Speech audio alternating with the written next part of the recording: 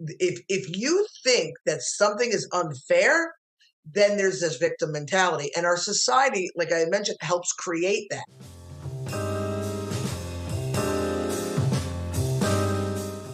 The last few years have been trying for our population altogether. Finding new ways to inspire personal empowerment can be a powerful skill to regulate in this new world being birthed before our eyes. Thankfully, today's guest, Dana Sardano, will give us the tools we need to empower our lives with 10 recommandments for personal empowerment. I'm your host, Sam Aiko, and this is The Organic Matrix. If you felt helpless lately, you're not alone. The seasons are changing, and summer has come to an end. Matrix members, if you're going through seasonal depression, I'm right there with you. When I met Dana, I knew she can help us find ways to empower ourselves during these times. Dana Sardano is the owner, resident artist, and intuitive at Ubuntu Fish Gallery in Stuart, Florida, and a published author, a co-founder, chief officer of curriculum and content at finduniquelyyou.com. After picking up a paintbrush for the first time in 2015, since her childhood in June 2017, she decided to retire from a 23-year-long career in education to embrace an artist's life fully and to model for her daughters the importance of listening to your soul's purpose by following your bliss. She spent 2 years honing her craft and developing her intuition and opened Ubuntu Fish Gallery in September 2019. 2 years after she took her leap of faith from traditional education, Dana has recently partnered with Angela DeMarco to create finduniquelyyou.com, an online extra educational resource to uplift and inspire those ready to embrace life. Dana's role at Uniquely You is to assist the like-minded You instructors of the Uniquely You community so they can embody their most authentic existence and galvanize themselves in many uplifting and self-empowering ways so they can do the same for others. Make sure to bookmark this episode and subscribe to our show so you don't miss out on the wisdom of our Matrix mentors. I'm now in Stuart, Florida. Lovely. I'm originally from New Jersey. I'm sure you'll pick up on that as we continue the conversation, but I'm in Florida right now. I love that you mentioned that you're from New Jersey. So I'm from Staten Island, and I knew. Like, why do I feel like I grew up with you, Donna? Like you could have been one of my teachers. Right. Yeah. There's no shaking it. I've been in Florida. Oh my God! I graduated high school. I went to college in Tampa and migrated to the southeast. But yeah, you can take the girl out of Jersey, but that's as far as it goes. What inspired you to become an educator? As kids, who wants to be a fireman, who wants to, be a nurse or an artist or whatever. I never grew up wanting to be a teacher. I wanted to be a veterinarian or an artist because, I like playing with frogs and I like drawing stuff. But it's just, they talk about the gift. It's just who I am. So even when I left education in the traditional sense, I'm like, I'm going to be an artist and I'm going to do this and I'm going to do that. And here I am back in education, but on my own terms, which is nice. Absolutely. I feel like being a teacher, it chooses you, right?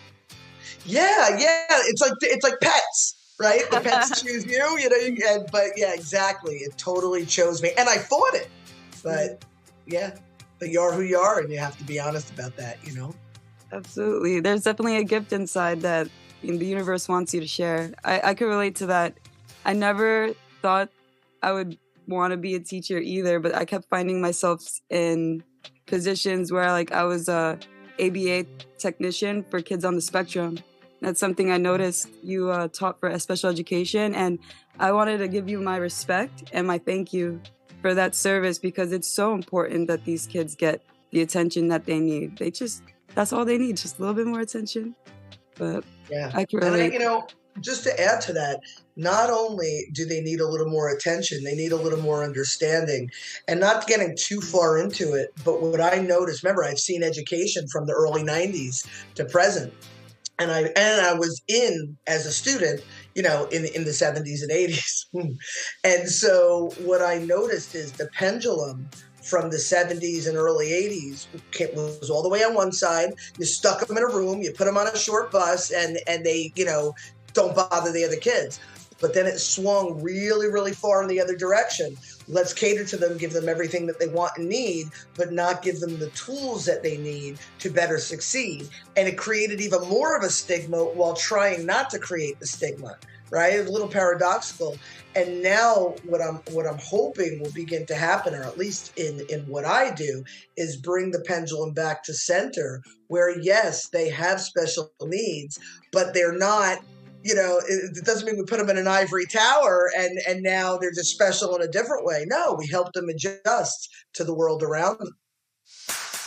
Yes, and I love that that's the principle that you're showing right now, because I think that's something that we all as a baseline need to get under control. Like, our education system doesn't teach us how to self-regulate, and we're all unique. Oh, you're so smart. 100%. 100%. Our society doesn't teach us how to self-regulate. And what our society is doing is creating a polarization between everything that isn't in perfect agreement. So rather than teach us all as the individuals, like you said, to self-regulate, to better understand who we are, how to adapt to our circumstances and to the world around us, we're like, no. Here's the right category and here's the wrong category. And if you're in the right category, you hate the wrong category and vice versa. And it's creating so much dissension. And yeah, it all comes down to the self and self-regulating. Pretty insightful, girl. I like it. Thank you. Can you tell us about your journey and your passion for art? So that's a good one. So as you know, I was an educator in the traditional sense for a whole bunch of years. And in 2015, I had probably been teaching about 20 years at that point. But in 2015, I decided to do something different. I'd always been creative. Like I said, when I was a little kid, I wanted to be an artist, but then, that dies out when they tell you can't do that because you can't make money and artists starve. Or at least that was the general feeling when I was growing up. And whatever, it came and went like everything else. But I picked up a paintbrush for the first time in 2015. My husband and I wanted to do something different on a Friday night. We would go to Costco, come home, be in bed by 8, be done with it. So we decided to go to Michael's and get a bunch of craft supplies and paint at home. And when I painted my painting, he was like, "Oh my God, I think you're good." And it wasn't great, but it clearly had promise. And I was like, "Oh my God, I think so too." And what happened that day was I did something different. I had a nudge. I listened. I said yes. And I painted. And then when it woke me up, I didn't ignore it. And I was compelled, and I had to paint every day after that. And I had a pretty stressful job at the time. I was an administrator in a private college preparatory high school. And I was the one, the administrator and teacher that did not agree with anything anybody else was doing because my way was right. I was that one. And so it was exhausting. And I'd come home every night, and my kids were young, and I'd feed them and put them to bed and put the sheet on the dining room table, and I would paint. And this went on for months. And then I found my voice. And I was going to work. I was giving people paintings. I was hanging them in my office. But it evolved. Somebody then offered to pay me for a painting. And I was like, I could get paid for this. And then because I'm in Florida, because the season, I should say, there's art festivals all year. So I started doing art festivals. Long story short, it evolved rather quickly. And so that was January 2015. By the spring of 2016, I was now miserable in my job. A job that was stressful, but is now miserable because all these components. And by the fall of the 2016-2017 school year, I walked in day one and I sat down with my principal and I said, I can no longer do this when I know that I can do that. I said, you have a year. So I left in June 2017 and I left a 6-figure job. I told my husband, I thought he was going to have a heart attack, but I left my 6-figure job. And he said to me, you want to do this? You want to commit to this? You want to make a life out of this? He's like, we had a beautiful little house by the beach that we had just renovated. He was like, we have to sell the house and move to a house that we could afford, like out into a rural area. And you have to give me the keys to your Mercedes because you need to drive a car that we can afford. And without hesitation, I handed him the keys. Our house almost immediately went on the market. Within 6 months, we moved. I left my job, and here I am living happily ever after. I mean, yada, yada, yada. There's a lot more to be said, but I'm sitting here with you right now, finding success in my bliss. I love it, and God bless you, Cool, and right? God yes, and God bless your husband. I love his support, and, like, I have Oh, to give a shout out to him because that's priceless when you have somebody in your corner like that that's like, "Try it, do it, trust the universe, trust your instincts." yeah, yeah, he's a good man. And the real irony there is he's typically a non-trusting guy about anything. And we all have our own brand of damage, but he carries anxiety. Mm. So even more so for him to do that is just beyond measure because it really caused him to be like throwing up in his mouth every day, and he believed so much in me that he put himself aside and supported me. So yeah, shout out to Rob, man. He's the man.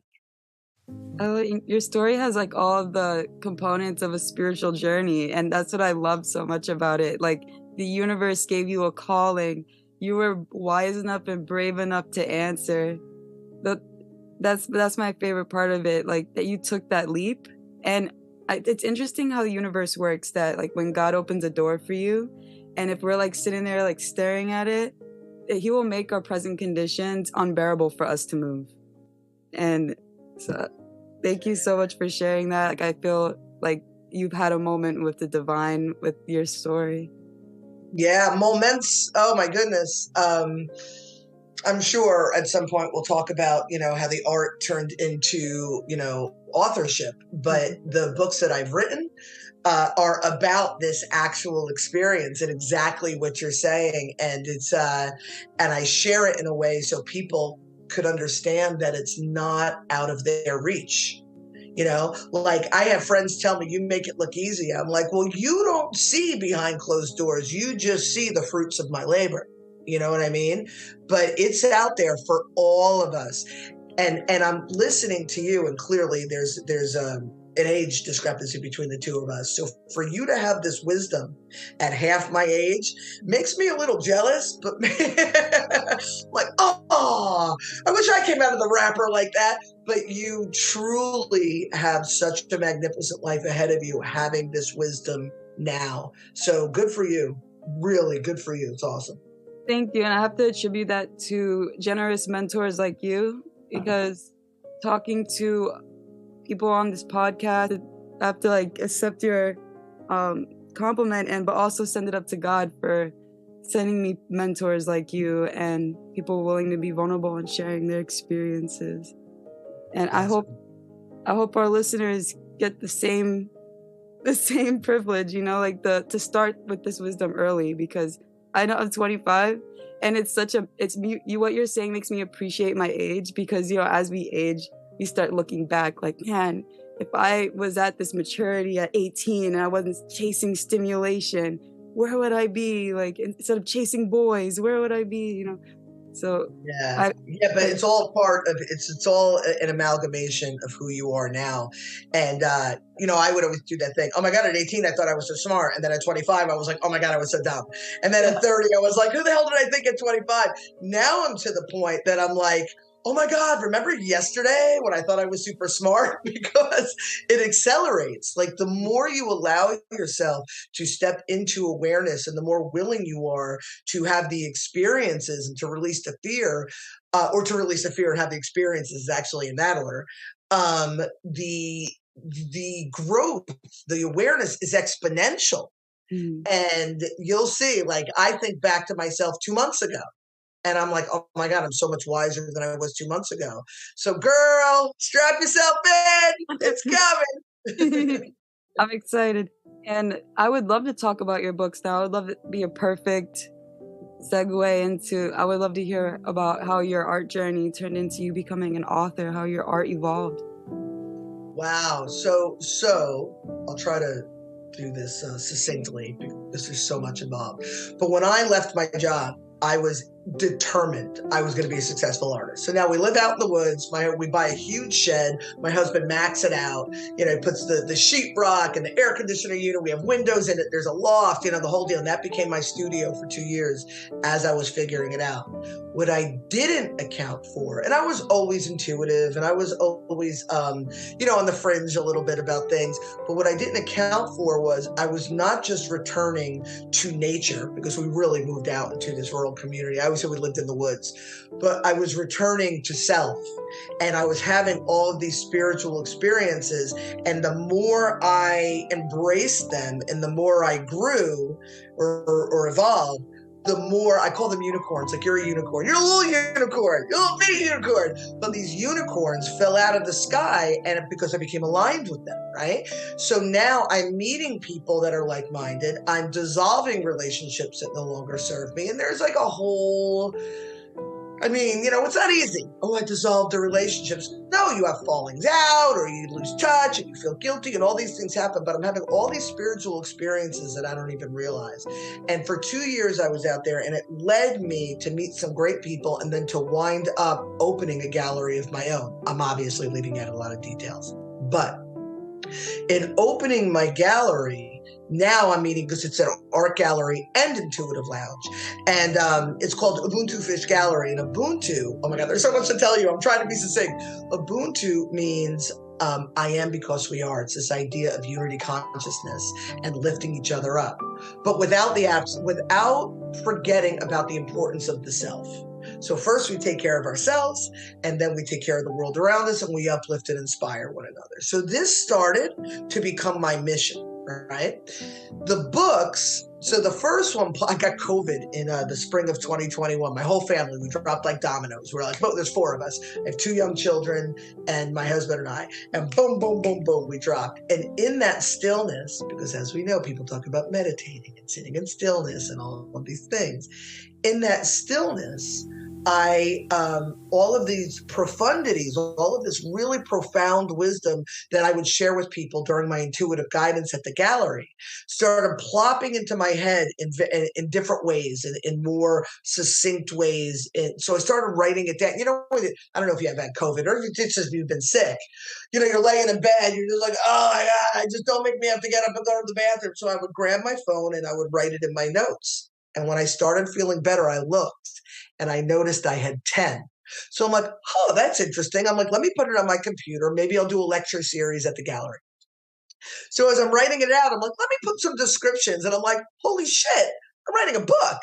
So I started, it wasn't like, oh, I wanted to write this book my whole life. Although when I was your age, I always knew I had a colorful life experience and I would write a book, but it began to write itself. Because as you know, these things come through you, right? They don't come from you, they come through you. So I'm writing this book, and I wrote it in a month's time. But what I did was I took my experiences. It's very anecdotal, and what I learned from experiences, and just because I come from a dumpster fire of an existence and I've created this beautiful life. Oh, yeah. I didn't hatch from an egg being all magical. Like, I totally, oh yeah, it sucked. I figured out how to make it unsuck, and here I am sitting here with you. So cool, right? Right? So that's what I'm saying. You come out of the gate doing great. So it's awesome because people of my generation, we've really had to, we're like kind of paving the way for you guys, and we're going to hand the baton to you guys, and you guys are going to kill it, as far as running the world. Again, my children are young. They're 11 and 13. And so I see me in them as far as personality type, but I'm teaching them differently than I was taught through modeling and through all, and I'm seeing the difference. It's really cool. Anyway, back to my story. So I write this book, and it's like a how-to meets a loose autobiography. So I use my anecdotes and my life experience to help people walk through their story. I'm not a guru standing on top of a hill going, this is how you should do it. I'm saying we're all very similar. We just have different faces, different players, different experiences, but it's all the same principles. And this is what it looked like. And so I came up with the 10 recommandments for personal empowerment, because there's 10, because, I'm so smart. And here we are. The second one, which I'm not going to do a big, long explanation, but it's called Beyond the 10, Decoding the Woo-Woo. And that one, it chronicles my spiritual journey. So the first is how I became empowered. And the second is after I left my job, became an artist, and what that unintentional spiritual journey looked like. I wasn't seeking it. It just happened as a result of me saying yes to my creativity. So they're kind of like, a sister set. I love that. And hearing the blurb of it makes me really want to read these books, because I love that you're very grounded in knowing that you didn't have to accept your circumstances. I love that you got yourself unstuck. That you're like, this is not where my story belongs. I love that you took control over it. And that is crazy, but that's the sacrifice of these amazing insights and gifts sometimes. Like sometimes like these obstacles and sometimes trauma could be in a weird, warped way, a gift from God, like a challenge. It's a total gift. Yeah. They're all gifts. We don't see it that way because it sucks when you're in it, but it's all gifts. Yeah, it gives us so much empathy. It gives us depth. And I guess that's when we look back at our 18-year-old selves and we're like, if you knew. Like meditating lately, I had a lot of loss in my life recently. A couple of people and like my dog passed away that were close to me, and I realized that life is meant to, like, as much gratitude as you can have for the present moment is the closer to nirvana, salvation we can get, because our goals and our fantasies and our ideas of what we need to have, what we should have, what the cost of our happiness, like that's all an illusion. And losing people in life is really like making me humble to that every moment that I could find peace and gratitude, like even for the chair I'm sitting on, the conversation we're having, like the privilege that I get to be here, that's where my happiness should be coming from. Not like, oh, I want 1 million views on my podcast, then I'll be happy. Like that's a trap. So yeah, don't know it's a trap. Don't do it. Yeah, well, let me tell you, talking about the recommandments, the first recommandment is I shall not claim victimhood, because we, especially those that have had tragedies, and a victim, I use the word victim as a very strong word, and it's easy to get your back up. I'm not a victim. And I remember for years, I had a real rough decade in my 30s. I was single the whole time, and I was meeting all these guys. I say jerk after jerk after jerk, but really there were guys that I was in alignment with because I was unhealthy, right? And even though I thought of myself as a powerhouse, I still... If you think that something is unfair, then there's this victim mentality. And our society, like I mentioned, helps create that. You're victim or victor. You're right or wrong. You're black or white, right? And if we could just realize that one thing, that we are not victims. Everything around us is just information. That's all it is. And the second recommendment is, I shall not become entrenched in my emotions. We are gifted. Yeah, you got it. We are gifted an emotional and physical guidance system to help us navigate this, right? So I'm just going to table the physical for a second. That's recommendment number 8. But recommendment number 2 is our emotions. And we are gifted this emotional guidance system. But what happens is, because of our beliefs and our attachments, recommendment number 6, based on how we think things should be and our expectations, we get entrenched in our emotions because we were wronged and it was bad. But the reality is, if something feels good, like not like fleeting good, but like good in your soul, do more of that. Yeah. And if something feels yucky, do less of that, right? And that's your guidance system. When we become entrenched in those emotions, we start blaming others. So if we could take a second, and I know anybody who's listening, people have had tragic stories. I could share a couple stories that will curl your hair, but I'll spare you, right? We all have our stories. But when we remove ourselves and say, what was this situation telling me about me? What do I like? What will I accept? What are my beliefs about myself? What are my boundaries? What are not my boundaries?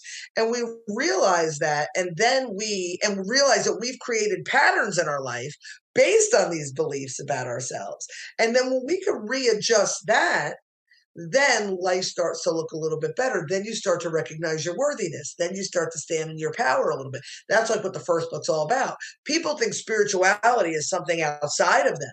No, it's becoming one with yourself, respecting yourself, standing in your own power, and then the magic happens. And then the spiritual nature goes from there. I love you nodding. It's awesome. I love it. Like, yeah. That reminds me of a recent podcast I listened to with Jay Shetty, and he talked about a story that reminds me, and I agree with you 100%. He said there was a pantheon of gods talking about how they have this key to unlimited wisdom and power, and they didn't want the humans to get this because they didn't want us to abuse it, because they saw what happened with Prometheus. And they're like, where can we hide this that they won't find it? They're like, not the ocean. They found Pandora's box in the ocean, maybe outer space. But and then Hermes, I think, Hermes like God, you know how Hermes is, like mischievous. Yeah. He's like, I know one place they'll never find it. And they're like, where? Within. Ooh, I just got chills from head to toe, even in some strange spots. I got all chills just now. And you know, do you mind if I piggyback that a little bit? Please. So yeah, hide it within. And I've been having I've heard this come out of my mouth a couple times in conversation over like the last week or so. And you know, we all understand that there's a difference between knowledge and wisdom, right? And so knowledge is something that you learn. It's important because we need knowledge about things to help us navigate things, right? So knowledge is important, but knowledge is processed through the brain, right? And the brain is separate from the heart. Wisdom is processed through our experiences, and it's processed through the heart, and it imprints on our soul. But when we live in fear, that's the only thing keeping us, right? When we live in fear, then we don't have the experiences, and then we're not able to process them through our heart. And so this whole idea of they'll never look within. Looking within comes from reflecting from the experiences we have. But again, if we live in fear of judgment, what will they say? Or how do I do this? Or if I left my job, how will we feed our family? We'll figure it out. And so I think that's a brilliant parable or legend or story or whatever you want to call it. And I couldn't agree anymore. Thank you. And I love the Recommandments. I really have, I always believe in divine intervention. I don't think anything happens by accident in this universe. Everything is just too divinely perfect. and I was in a position of my life where like I was going through these losses, and I guess I'm holding a lot of space now. A lot of space was created recently for me, and I'm thinking about how I want to decorate this new space. And I love that. Like I was thinking about going to a Buddhist temple because like I just wanted to try something different. I want a new perspective on things. And then I come across your 10 recommendments, and what you're saying is speaking straight to my soul and my inner dialogue in my head. Because of these losses, I've been emotional. And you know, I'm from Staten Island, I'm from New York, so our emotions could be pretty rowdy. It can be pretty hard to hone it in. It's very easy to catch an attitude and not even realize it because of the accent, like because of the dialogue, just of the culture. And, you know, to dial that back, I was like, I need some recommendments. Like I need something to ground myself that I can remind myself what principles I want to share with the world instead of like my rawness, you know, like I want to polish it. So I have to thank you from my heart that I love to hear about the recommendments, and I would like to hear more because it's really becoming wisdom for me. I feel like I'm downloading it and it's going to be a part of my DNA. And I also love that you said that because in science, a lot of people don't know this, but we inherit trauma and we inherit like achievement. So we hear a lot about the trauma side, but the amazing thing is we inherit the good parts too. Exactly what you said, those wisdom moments that get embedded in our souls, like our children and grandchildren, they're born with that too. And so I love that you're stepping into your power and you're encouraging other people to heal with you. It reminded me like if you were holding their hand, walking them home.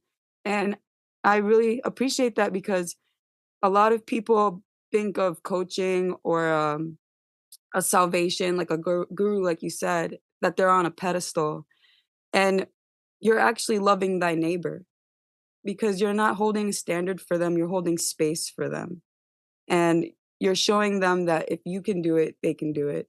And not to be blasphemous, but that's kind of what Jesus wanted us to do. That was what he wanted us to walk in. Not blasphemous, man. I don't want to start getting into conversations about Jesus because it's quite controversial, but that really is what his message was all about. It was just, oh my God, love thy neighbor. Don't, you know what I mean? Nobody needs to be put on a pedestal. That's the Ubuntu. We're all in this thing together. We're all in this thing together, but yet we can't assist one another if we don't care for ourselves. As you're talking, I'm like falling like deeper in love with you, and so I'm just letting you know. I was going to send you a link to the audio version. I I have it. I have the published in paperback and Kindle on Amazon and some other places, but Amazon's always the easiest. But the audio version that I narrated is on finduniquelyu.com, which is a platform that you have to check out. Oh my God. It is for unicorns helping unicorns. I mean, it's the easiest way to say it, but we have workshops and events, and it's all about uplifting and inspiring. That's the most inspiring, excuse me. That's the most watered down version I could give you. But the audio version of the book is exclusively on finduniquelyu.com. You'll see when you go on the website, and anybody who's listening, it's finduniquelyu with the letter.com.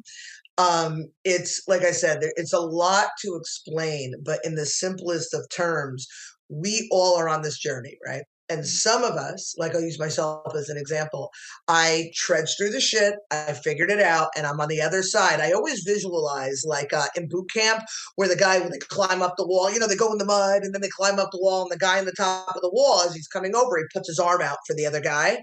So like I'm that guy. Right. I'm like, come on, and then our you instructors, they've also figured it out, and they are teaching courses and they're being helpful. But then there's people that want to be a part of the community that just want to feel good and want to be like-minded people, but haven't figured it out yet. But we are teaching workshops. We are having events. We are creating this like-minded community for others. You are in your own little bubble doing your thing, and there's others like you and there's others like me. But for us to come together in solidarity, oh my God, we'll crush it. Yeah. And the thing that's really cool about Find Uniquely You is, because of my background in education, because I am the officer of curriculum and content, it's my job to make sure the U instructors are prepared to teach. So we have a Ready Set Teach program. So you or you in general may have something that you're passionate about. You may have something that you've overcome. Like I'm teaching based on the 10 recs. You may even just have something like you like to paint. You want to teach people how to paint. It's anything about creativity and joy.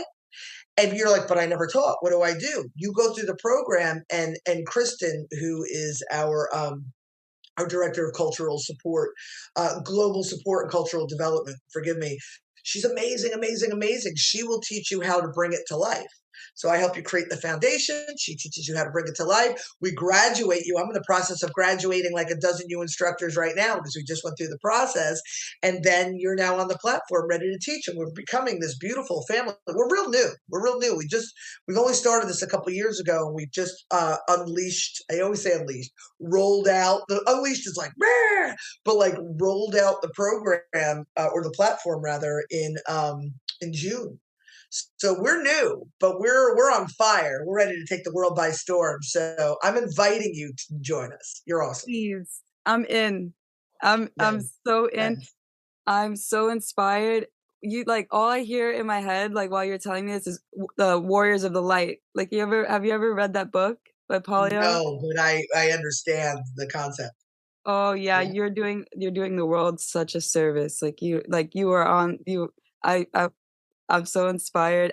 You're the perfect person for this because of your background, and it's so organized. I Oh, love. I'm all chills. I'm all chills. And Angela, see, this was her brain baby. So Angela and I have come together with partners. Kristen, she is the Angela refers to us as her angel wings. So Angela is the brain, this is her brain baby, and Kristen and I, and then there are other members of the team, and then obviously the U instructors. But Angela has 25 years. We went to college together. We went to Wow. college together, yeah, and like I was her pledge mom. Like I was the pledge trainer, she was the pledge. We're going back, way back.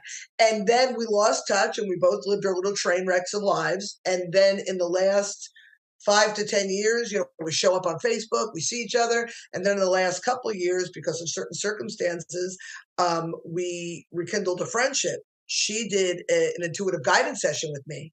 This was a couple of years ago. And she read the blurb for this concept. And she's like, what do you think? And I was like, and I paused and she was like, thought I was going to like shit all over it, And I was like, this is gold. You have to do this. And since then we came together. She drives a ship. I threw some money at her. And we really, and we're doing it. And everybody is aligning with us. But her background is in branding and marketing. So she's like, oh yes, web designer, graphic designer. So she's got that head. Yeah. And then there's Kristen. Oh my God, there's nothing Kristen can't do. Kristen, we're all in around the same age range, within like 3, 4, 5 years of each other. But Kristen was in Parks and Rec for about 25 years, and she did all the programming, and she's got the brain she's a brilliant teacher, and she understands how to bring people together and lift people up. So now you got the three of us that balance that practical and that spiritual. Because usually you have spiritual without the practical, and they're all over the place, or you have practical that are in this bubble without any kind of spirituality. The three of us balance the both. And so we have created something, like you said, so organized and so kick ass. And it speaks to so many people who don't even know yet that they need it. Wow. But the people of the light, you see it clearly. Yes, I do. Yeah. I see this is the future. This is what we need. This is the culture that Yeah. like you're giving me so much hope because right like I've been praying a lot and I'm like, can you give me a light? Because it's like we see after the pandemic, like, a lot of us kind of got into our own Plato's allegory of the cave. Like we got into our own cave, we made our own shadows on the walls, and we're all like kind of coming out of it. And but trust there, it's like learning how to trust other people again after like the last 2-3 years being so Yeah. chaotic. Um, so you saying that like you're over here training the warriors of the light, and you're spreading this culture of turning around, reaching back for your partner to pull them ahead of you. That's exactly what I was praying for. I was praying for people who still have the capacity to show us that before the boomers like grow too old where we don't listen to them because you're in my parents' generation and I've never Mhm. seen work ethic like any other. And passion and consideration. That's the biggest thing. Like to see the parents, how my parents are, and then parents in my generation. The only difference I see in the old school is that there's so much more humanness and like remedies and like wisdom, like tangible knowledge that they Tangible. experienced. Right. And then us is all meta. It's all psychic. It's all like, oh, let me look up a remedy on Google. Yeah. It's not, yeah, it's not from a physical experience. So to have that mentorship, growing up, like we stopped going to school, I noticed that like I was yearning for a mentor because like in school I was always closest to the teacher because I had that hunger to learn. But I when you graduate, you realize like I wish I can go back to high school and maybe do an extra program. Like I wish I could go back to college and not mess around. And so to have like the opportunity at any point of your life, whether you're 50, 60, 40, 30, to go be a part of your program and to be re-immersed of sharpening up personal skills that matter. I think that's so important, especially when people hit retirement. And I even think that this is an important program for even kids before they go to college, so they could find themselves. Yeah, yeah, but I'll tell you, you refer to it as a program, and the beauty of it is, it's kind of not. And here's what I mean by that. we have been trained that you go to school to achieve a degree to use for something, and it's usually useless, right? But this is the reason we call it an extra education program or platform, because it's just like you're going to to learn something that will just make you a better person. That's it, and that's all. And just to give you some examples, like I said, I teach based on the 10 recs. I teach a course on chakras. I wrote a children's book on chakras, helping children regulate their emotions. If you haven't heard about Anchor by Spotify, it's the easiest way to make a podcast with everything you need all in one place. Let me explain. Anchor has tools that allow you to record and edit your podcast right from your phone or computer. When hosting on Anchor, you can distribute your podcast on listening platforms like Spotify, Apple Podcasts, and more. It's everything you need to make a podcast all in one place. And best of all, Anchor is totally free. So download the Anchor app or go to anchor.fm to get started. And there is how to build your immunity. There is, we have 7 schools of thought. So we have the School of Creative Expression. So we have, oh my God, Miss Marie teaches a course on how to teach people sign language, like just through song.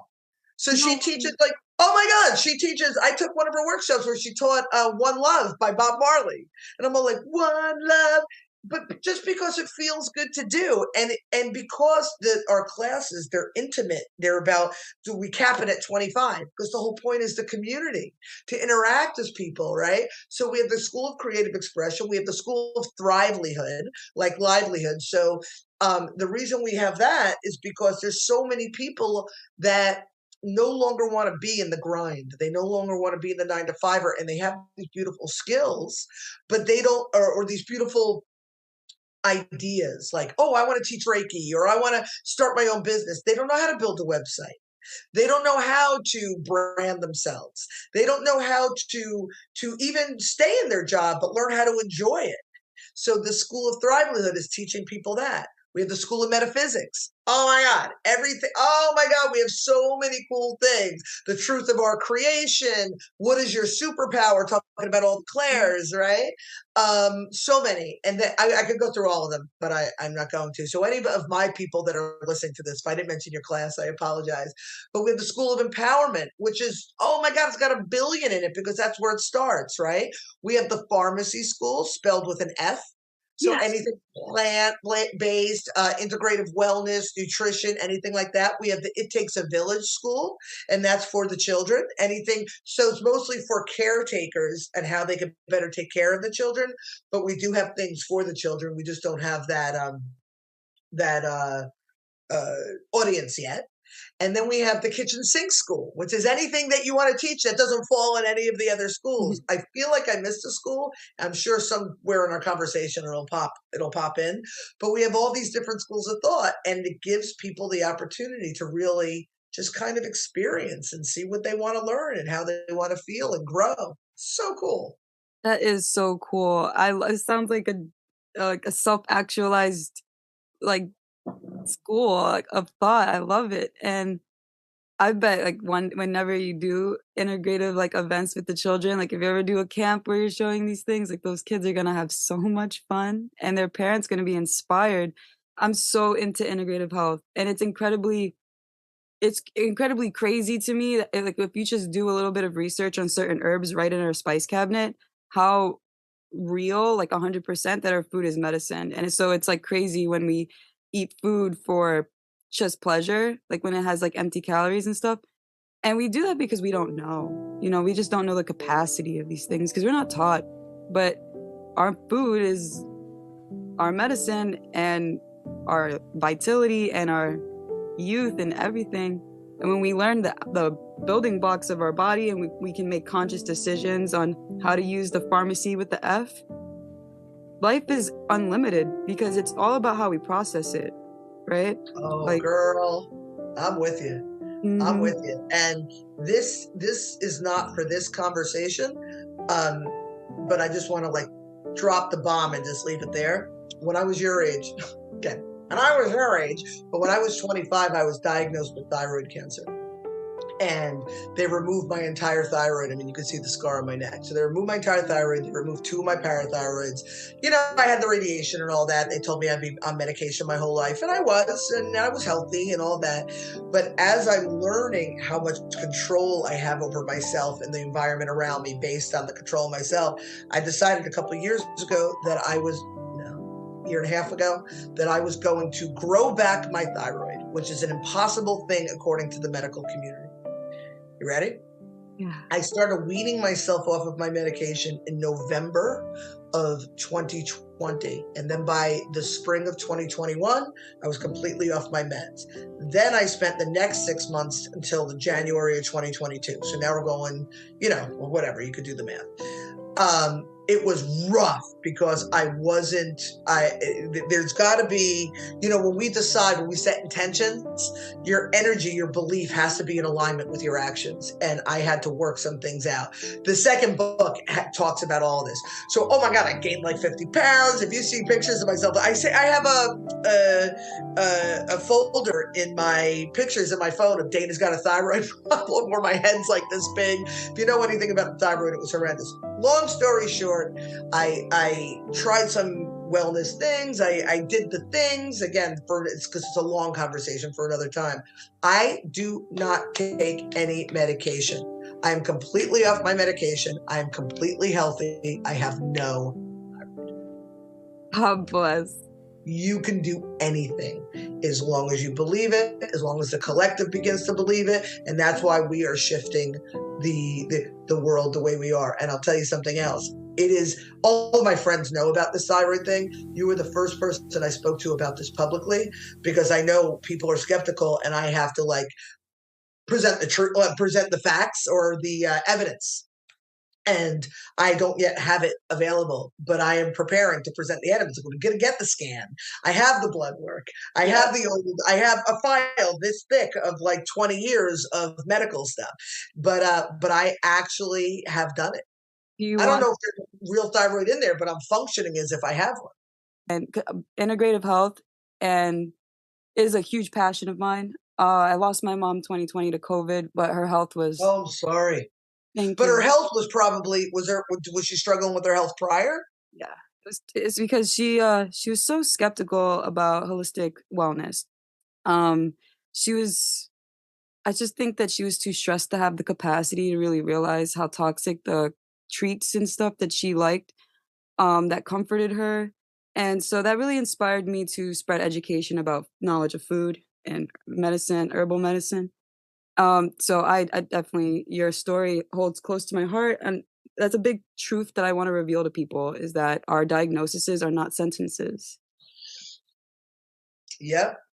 And to give you another little piece, I was diagnosed in 2015 with rheumatoid arthritis, which is a pretty serious one. It's like, if you're not familiar, it's one of those autoimmune ones, like lupus and fibromyalgia and all those guys. And I was, I was basically told, if you don't take the medication, you're going to wind up in a wheelchair. You're going to have to be able to move. And clearly I'm healthy. I mean, you've been talking to me for an hour, and and so many other things. And when I send you a copy of my book, you'll read, when I go through all the chakras, it'll be clear why we get these illnesses, where, how this energy gets stuck, all of those things, all the things that I know that you know already. But I paint it in a very specific light based on my own experience. It's really cool stuff. I love how you talk about it. It's a different dimension, because you speak so eloquently, and then you bring it down to earth where we can understand it and relate to you. I've had doctors on our show and they explain it. Sometimes it gets lost in translation, if you don't know all the terminology, the average person. I have to Google it sometimes, pause it and Google it. So I really love that you bring the experience down to earth, and these are the stories we need to hear, because the more people that step out and say, look, I took control of my health, you can do it too, the more people will be encouraged to do it. A lot of people are just scared because of dependence. For example, I have my mom a 25 superfood herbal remedy, best quality that I could find. It helps her extremely with her digestion. But it's interesting how, if we don't have the mental capacity to do self-love, and we're just putting people ahead of ourselves all the time, even though we know something is going to save our lives or even enrich it, it's very complexing to me how challenging self-care could be, even when we know how much better our lives would be after we do it. Like, Yep. It all comes down to worthiness. People are afraid and they don't trust themselves. They doubt themselves. They doubt their worthiness. And because they don't trust themselves, they look outward. And obviously, the doctor should know more than me. I remember when I finally went and had blood work in the midst of all this thyroid thing where, like, again, where my head was like 4 times the size. And I went to the doctor to appease my husband because he was having a nervous breakdown. Like, what the hell is she doing now? You know what I mean? Because remember, he's a supportive guy and I'm just off doing all my maverick stuff. And I remember the nurse practitioner or whoever it was, I went to a clinic to get blood work and I told her I wasn't taking my meds and I was growing my thyroid back. And she looked at me and she goes, you can go into a coma. And I said, well, I've been doing this long enough. Like I probably would have gone into a coma already. And she said, no, you could go to a coma at any time. It doesn't matter. And if I was another person, I would have freaked out and gone and taken my medication, right? But she doesn't know. She only knows what she's been taught. So when I was leaving, she had my thing in front of her, my paperwork. And I pointed to the clipboard and I said, remember my name because you'll be hearing about me. And she's like, I hope so. And I walked out. And that's only because of who I am. And why am I so ballsy? I'm from Jersey. We opened with that, But I was like, it's amazing because the medical community, they're not bad. They just only know what they've been taught. There's corruption. I listen, I don't want to get into the whole pharmaceuticals and all that, but the people who really want to help are just teaching what they were taught. yeah. That's it. And it's like if we look at it as like not even going to the conspiracy route, because it's very easy for me to do that too, and we look at them as humans. Like I've interviewed, and I love Podmatch for this, I've interviewed probably 6 to 7 doctors, like, and a few surgeons, and they say the same exact thing, and they say it's because we're taught sick care. It's literally the doctors aren't required to learn the things they need to learn to heal the way they want to heal. I know 2-3 doctors that literally switched their whole practice once they had exposure to like hormones and how our diet and our environments influence things. Like, for example, at one point I was getting chronic bronchitis in high school and my doctor is like trying to give me steroids, giving me medicine, never asked me about my environment. Things that could have been giving me this illness could have been mold, could have been dust, could have been, things that we don't see. I moved to Georgia, never got bronchitis again. Lived there for 3 years. I've been living in New York now for another 3 years, still haven't gotten chronic bronchitis. Like they don't approach the problem like a scientist. And I feel like doctors should, because they give medicine based off of inference and symptoms. And I think there should be more testing instead. Like there is this Dr. Amen, and he's very popular on Instagram, and he's a psychiatrist, and he started a revolutionary approach. He started doing brain scans on his clients that had depression, anxiety, ADHD. He wanted to see what their neural pathways look like, to see if there's any contingencies. The board investigated him. He almost lost his license, and all the doctors in his community were reporting him. For what? Yeah. Again, and I agree with you that now is not the time and place because the energy is good between us to get down the whole conspiracy theory thing. But I know that we're thinking similarly. But I just give you one example is when I was in my late 20s, I moved up to New Jersey. I said for 2 winters, I lasted 2 winters. I came back down to Florida, but I thought I needed to be around my family. But what I didn't realize, because I'd been away for so long, how toxic that environment was on an emotional level. So in the second winter that I was there, I was having stomach issues that were sending me to the ER. And I had a toxic relationship with my boyfriend at the time, my family. Let's not even get into that. It's in the book and all of that stuff. And I got an endoscopy. They diagnosed me with Barrett's esophagitis, acid reflux. They put me on meds, told me what I needed to eat, all of these things. I moved back to Florida that spring.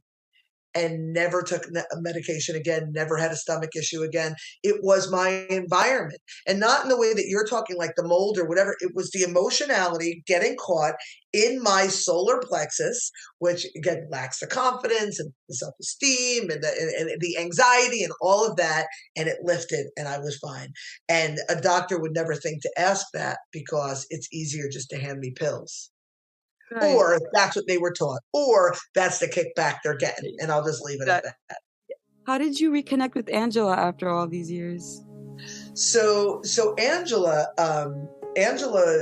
again, I said that we lived these train wrecks of lives, and mine did my own thing, but hers, she wound up in AA. She wound up having a real problem with alcohol and ugly divorce, the whole nine. The train wreck story. She wound up in AA, and probably about 8 years ago or so, she contacted me on Facebook to do one of the steps is, I guess, to apologize to anybody that you've wronged.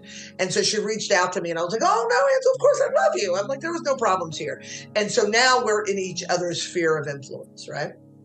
So I see her, barely a like, barely a comment, like we're not like interacting or anything like that. In 2019, in the fall of 2019, Angela had lost a baby in her pregnancy, and late in the pregnancy, like where it's like really, it was just tragic. And she had just announced maybe a few weeks earlier on Facebook that she was having this baby. So she felt that she had to announce the loss of this baby so it didn't get uncomfortable with people asking about her pregnancy. And I had a miscarriage a couple years prior. When I was pregnant with my first daughter, she was a twin, lost a twin. I could totally relate. And normally I'm not one of those people on social media that does like the thoughts and prayers stuff. And if I don't know you well, it's none of my business. I just think it's not for me. But I was so compelled by her story. I reached out to her privately and was like, "Oh my God, I'm really sorry," the whole thing. And so now we're even closer and connect. So about 6 to 8 months later, so now we're going into the spring, into the summer of 2020, she reaches out to me and says, she saw my artwork online. She said, "I want to commission you to do a painting of," she's got a daughter at the time, about 15 or 16. She's got a son at the time, about 1 or 2, and then the loss of this baby. And she goes, "I want you to paint a picture of me with my children and the angel baby, Joshua, that I lost." And so I'm all chills. I'm all Me chills too. right now. And I knew in that moment, she wanted like this little 11 by 14. She's like, "I don't have a lot of money." And I was already cutting her a deal because we were old friends, but she wanted this little painting. But I understood on some level, and I couldn't explain it, but I even said out loud to my friends, "There's something about this painting. It has to be perfect." Even to the point where I connected, because I've got the intuitive nature, I connected with this lost baby who I think who just showed up. And so the painting wound up getting bigger and bigger and bigger. It wound up being 36 by 36. Like, it cost her more for us to ship it than it did for me to paint it. It was this beautiful, magnificent painting of her and her children and this angel baby. And what that did was it created this deeper connection between the two of us. So then after we did that, that's when she said to me, "Hey, can I do an intuitive guidance session with you?" I had already sensed through our communication, she was feeling stuck. She was in that weird space. When you have little children, it's all about pregnancy and raising these children. But when they get to start to get around school age, you have to kind of start to rediscover who you are. And I could feel like she was there. And then we had that intuitive guidance session. We did the whole thing about how she was feeling. And in the last 2 minutes, she goes, "Let me read this blurb to you." She read the blurb, and here we are. Here we are with this amazing platform. Cool, right? I know. And that's listening. That's saying yes. That's saying yes to those nudges that we dismiss because we're so distracted by the bullshit that we think is important. I want to challenge our Matrix members in honor of the story. If you have a calling and you have a curiosity within, I challenge you to let us know on social media and tag Dana and I so that we can discuss what's your next step. I'm going to do this practice too. I'm going to, when I have a draw, like a spiritual pull towards something, I'm going to start writing it down and be like, what pulled me today? Because your story is incredible. Like your friend that you're making this spiritual army with was the one that gave you that next domino push towards the blessings of your art. I didn't know she was the one that said, "Hey, I want to commission you," and then the story behind it and how you got to relate to her. And I definitely think the baby is definitely I'm spiritual in the way that when we get chills, I think like an angel is present. Like Oh that's yeah. how I Oh, interpret listen. it. I don't own an intuitive lounge because I don't get the weird. Like, don't even get me started. I No, have to visit. you are this beautiful unicorn in training, and I say in training because you're young, but you have so much to offer the world. And if our platform and what we're doing can help assist you in your progress, oh my God, I would love that. And I'll tell you something else. Right now, because we're so new, we mostly are doing like mini events that are very, very inexpensive, but the workshops that actually do cost money. But we have a library in the making for people who do documentaries, for people who write books, for people who do music, art. So we're going to have, and it's going to be YouTube-y in that. However, whoever uploads or downloads or whatever you crazy kids are saying, there is some sort of royalty for that. So if this is what you're doing, if you're creating things like this, like documentaries and stuff like that, it will be an awesome place. Also, oh my God, Angela and I have just started a show of our own called Cuddle Talk. And I would love you to join us. When we're finished here, you're likely going to go right on the website, right? And you're going to register for a free account. At some point, there will be a cost for the account when everything is up and running, but a free account. And right on the first page, it says if you want to join us for Cuddle Talk, fill out the submission form. Oh my God, I would love to have you. It would be awesome. It would be awesome. It's an honor. So Dana, our conversation right now has been charging me so much. Like I don't even want to end the call. Like I'm just attached to your presence. And for our Matrix members that might feel as attached as I am, how can we find you and how can they follow your journey and personally work with you? Ooh, so the best way to find me is either on ubuntufishgallery.com, which will then lead you to finduniquelyu.com. So Ubuntu Fish Gallery is so people can have an understanding what I do in Stuart, Florida, because I have a physical presence and they can come and visit. But finduniquelyu.com is completely virtual.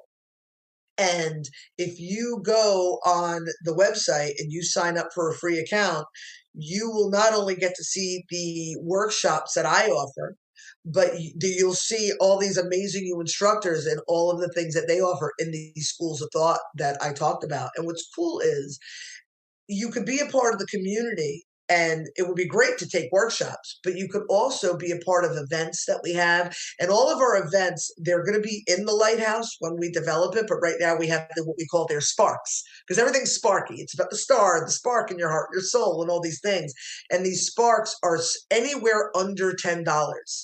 And because we have an angel book that goes up to 1,000. So we're like, what should we charge for this? And we'll flip through the book. And we're like $7.12. All right. And then we do like the angel meeting. I'm doing on December 1st, Meet the Author Q&A about 10Rex. And it's a 90-minute, I think it's like $5 and like 37 cents or something crazy like that. And it's just to come. And if you read the book or if you want to read the book, you want to know more about the book, to talk about it. And to really uncover, those messages. And I also on Facebook, I have a 10 Recommandments for Personal Empowerment Facebook group. Yeah, so if you're on Facebook, join the group. And it's a lot of me posting, but I'm really encouraging people that read the book that if something spoke to them to then, share. And so we could all evolve in solidarity, I love that. I joined the Facebook group. I was so hyped to see it. I saw that. So excited. So Matrix members, please join and participate. Like, let's be open. Let's invite Dana to feed us because she fed my mind and my soul so much today. And I invite you to take advantage of her very generous invitation. This program sounds so amazing. I can't wait to experience it. Dana, we're up to the fun part. My favorite part is the rapid fire. I get to ask you some random questions. Let's do it. What do people mostly misunderstand about you? Hmm. You know, back in the day when I was, young and single and out doing my thing, I think people often misunderstood my boisterousness for a lack of intelligence or depth. Mm. But I find what people really don't know about me or don't understand is my level of sensitivity because the way I am outwardly, um, I mean, I'm so sensitive. My husband teases me all the time, like, oh my God, I'm always crying. I'm just like so like in love with everything, and but you would never know that. So that's probably it. That's wonderful. I love that. If you could live anywhere in the world, where would it be? I've been to quite a few places that I was in love with, but I'll tell you, I live exactly where I want to be. I love it here. I love it here. If at some point I want to be closer to the water, but still where I live. But yeah, no, this is I am where I want to be, and that's a beautiful thing. I love it. What are 3 books you recommend to our Matrix members and why? um, so when I was teaching in school, I taught English and history as well as like the administrative stuff, and some of the books that I always gravitated towards for the kids, for the children, but for the kids were always books like The Celestine Prophecy, The Alchemist. Richard Bach was a really great author. Running from Safety was a book that I loved by him. I'm not an avid reader myself because I'm more of an outputter than an intaker, I guess. But I'm gonna just be silly about it, and I would recommend 10 Rex, the one that I wrote.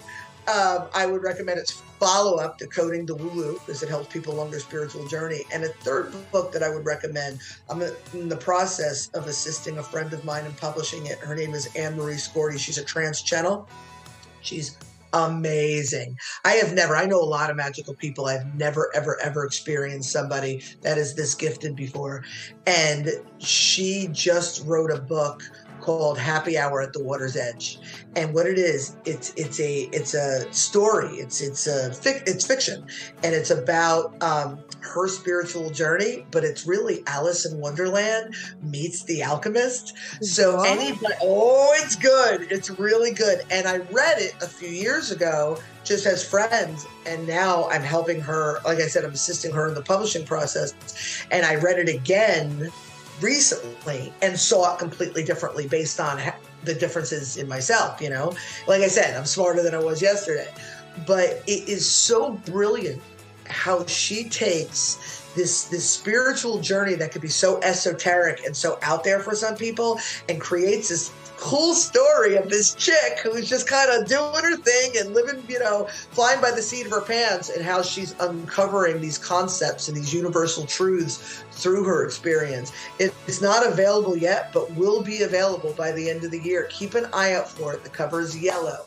Happy Hour at the Water's Edge. It's worth the wait for sure. I love the title too. The title in itself is so beautiful. Yeah, well, if you know Anne-Marie, it's all about her gin and tonic with a squeeze of lemon, because that's the magic touch according to her. I love it. Thank you so much, Dana, for joining us today on the Organic Matrix. And this definitely is not the last episode. We have to talk more about your book when I read it, and I'm so excited to get to it. Thank you. It's been my pleasure, really. To support Dana and her mission to inspire those wanting to find their personal inspiration and passion, follow her on social media and her YouTube channel. To work with Dana and check out her website, check out the links in the description below. We will have her social media and her websites and the link to her gallery. Thank you so much for joining us on the Organic Matrix. If you found value in our content, please tag us on social media with your insights. All feedback will be welcomed, and it helps us serve our fellow Matrix members. To stay up to date with our Matrix mentors and what we have in store for you, bookmark our website and subscribe to our podcast and YouTube channel. It was great to have you with us on the show, and we'll love to see you on the following download.